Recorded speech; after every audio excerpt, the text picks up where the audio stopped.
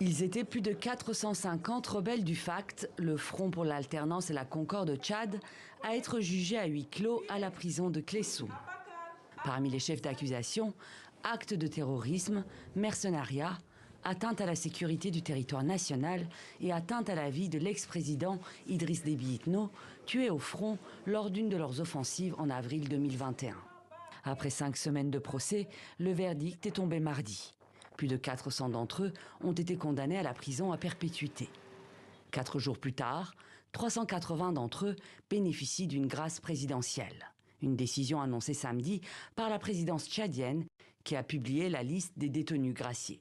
C'est une bonne chose pour la paix sociale et pour prouver à ceux qui doutaient encore sa volonté renouvelée d'arriver à une paix totale, à une réconciliation totale.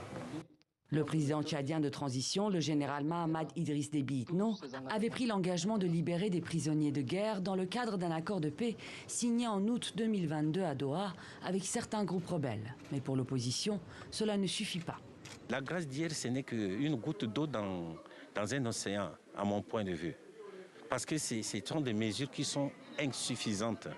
Posez-vous la question de savoir mais pourquoi certains Tchadiens prennent des armes. Posez-vous des questions pourquoi certains Tchadiens manifestent. Si on ne manifeste plus, ça veut dire quoi? Ça veut dire que c'est un fait acquis. Monsieur Déby va succéder à Monsieur Déby. Ça n'a pas de sens. Nous n'acceptons pas ça. Le chef du FACT en exil, Mahamad Mahdi Ali, et 55 membres de l'organisation condamnés par contumace à la prison à vie ne sont pas concernés par cette grâce. Mahdi reste le responsable de FACT et ça peut être une entrave éventuelle dans le cadre des prochaines négociations et ça peut être aussi une condition pour des éventuelles discussions ou un point sur les discussions qui auront lieu prochainement.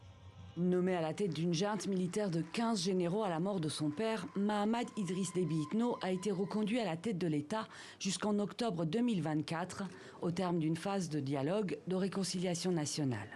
Un dialogue boycotté par l'opposition et les rebelles les plus actifs, dont le FACT.